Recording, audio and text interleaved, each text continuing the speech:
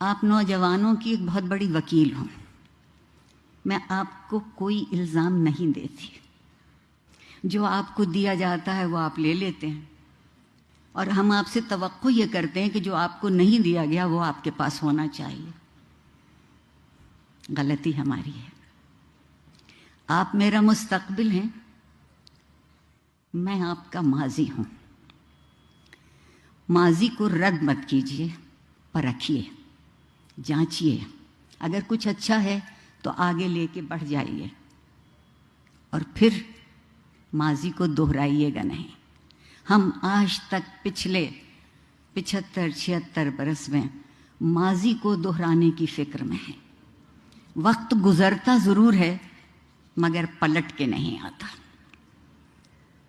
ہمیں وقت کا مسافر ہونا ہے، پلٹنا نہیں ہے گستاخی اور بد تہذیبی کی طرف. اور ایک بہت لطف کی صورتحال اس وقت موجود ہے کہ بزوم خود جو خود کو بڑا پرہیزگار اور نیک کہتے ہیں، ان کی گفتگو سنیے تو خیال بے آبرو ہوتا ہے. اور وہ جو خود کو ہمارا سربراہ کہتے ہیں، ان کی گفتگو سنیے تو زبان بے آبرو ہوتی ہے. جو خیال اور زبان کی آبرو نہیں رکھ پائے، وہ ایک قومی ریاست کی آبرو کیسے رکھ پائیں گے؟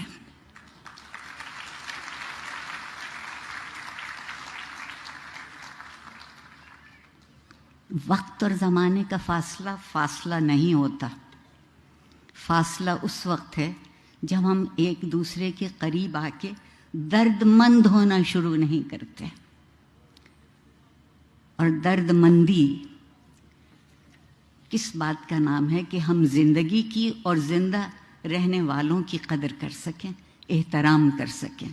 ہمارے ہاں احترام کا مطلب یہ ہوا ہے کہ گویا ہم خود نیچے ہو رہے ہیں.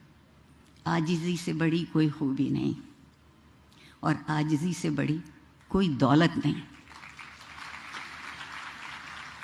میں آپ سے، لمس کے طالب علموں سے، اور جو تجربہ میرا یہاں رہا ہے، اس بات کی توقع بہت یقینی طور پر کر سکتی ہوں کہ یہ جو درد مندی کی متاع ہے، آپ اس کو تہذیب سے باوضو رکھیں گے.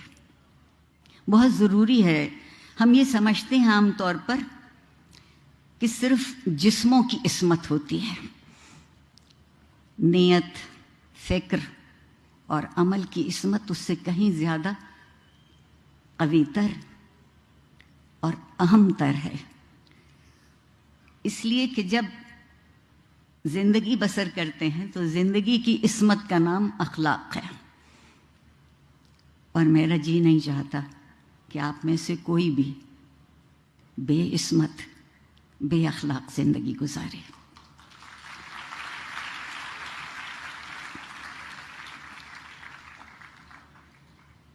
جس معاشرے میں تعلیم اخلاقی قدروں کو پس پشت کرنے کے لیے استعمال کی جاتی ہو، میں صرف لمس کی بات نہیں کر رہی.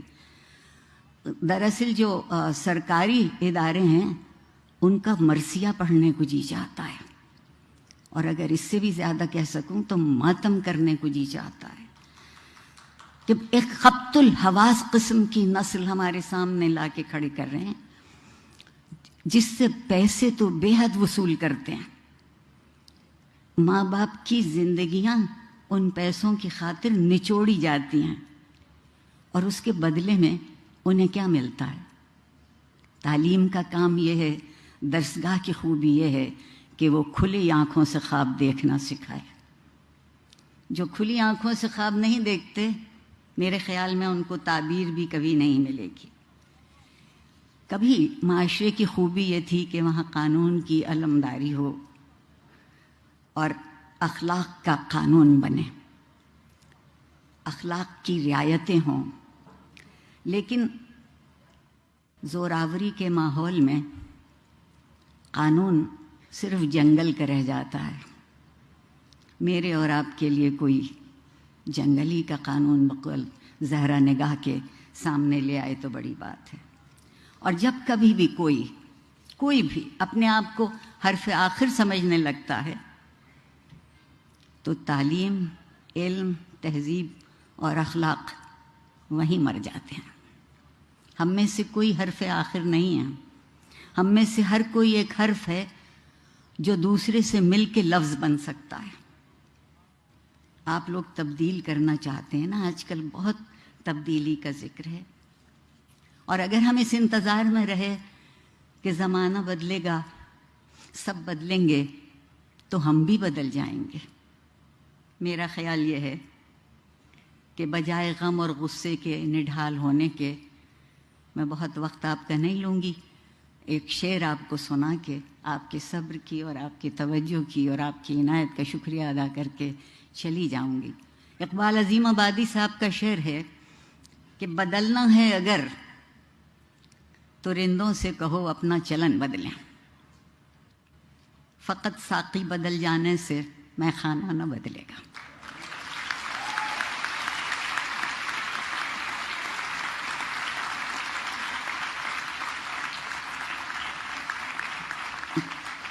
پروردگار آپ سب کو کامیاب اور سرخرو کرے۔ پروردگار آپ کو وہ دولت دے جو اس ملک اور اس معاشرے میں بہت تھی اور ہم نے لٹا دی، آپ اسے واپس لے آئیے۔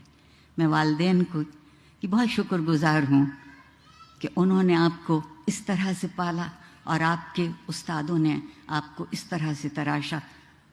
میں آپ سے یہ کہہ سکتی ہوں کہ میں آج جو بھی ہوں اس میں میرے والدین اور میرے اساتذہ کے علاوہ وہ معاشرہ شامل ہے جس نے ہمیشہ جب کبھی میں لڑکھڑانے کو ہوئی تو میرا ہاتھ پکڑا۔ بڑی نوازش، بہت شکریہ۔